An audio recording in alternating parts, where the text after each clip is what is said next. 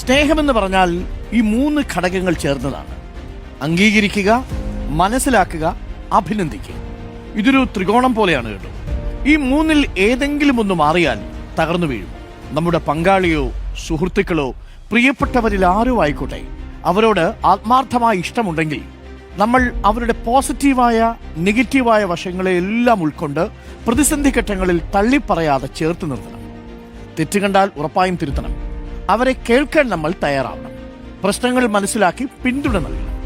നമുക്ക് അവർ അത്രമേൽ പ്രിയപ്പെട്ടവരാണെങ്കിൽ അവരിലെ ചെറിയ മാറ്റങ്ങൾ പോലും പലപ്പോഴും ഒറ്റ നോട്ടത്തിൽ മനസ്സിലാക്കാൻ സാധിക്കും. നമ്മൾ ഒരാളെ സ്നേഹിക്കുമ്പോൾ അവരുടെ ചെറിയ ചെറിയ കാര്യങ്ങൾ പോലും ശ്രദ്ധിക്കുകയും അതിന്റെ മൂല്യം തിരിച്ചറിയുകയും ചെയ്യും. നല്ലത് കണ്ടാൽ അഭിനന്ദിക്കണം.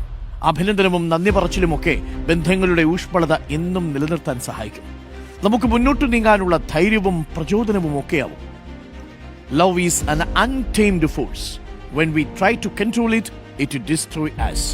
When we try to imprison it, it enslaves us. സ്നേഹം ഒരു അനിയന്ത്രിതമായ ശക്തിയാണ്. നമ്മൾ അതിനെ നിയന്ത്രിക്കാൻ ശ്രമിക്കുമ്പോൾ അത് നമ്മെ നശിപ്പിക്കും. നമ്മളതിനെ തടവിലാക്കാൻ ശ്രമിക്കുമ്പോൾ അത് നമ്മളെ അടിമകളാക്കും. വിഖ്യാത എഴുത്തുകാരൻ പൗലോ കൊയ്ലോയുടെ വാക്കുകളാണ്. സ്നേഹത്തിന്റെ ചിറകുകൾക്ക് അതിരുകളില്ല, അതിനെ സ്വതന്ത്രമാക്കും. അതിങ്ങനെ അതിരുകളില്ലാതെ ഉയർന്നു പറക്കട്ടെ. ജീവിതത്തിൽ ഒരിക്കലും ആരുടെയും സ്നേഹവും അംഗീകാരവും ഒന്നും പിടിച്ചു വാങ്ങാൻ സാധിക്കില്ലെന്ന് നമ്മൾ മനസ്സിലാക്കണം. അപ്പോൾ സ്നേഹിക്കുക, സ്നേഹിച്ചുകൊണ്ടേയിരിക്കുക, സ്നേഹിക്കപ്പെട്ടുകൊണ്ടേയിരിക്കുക.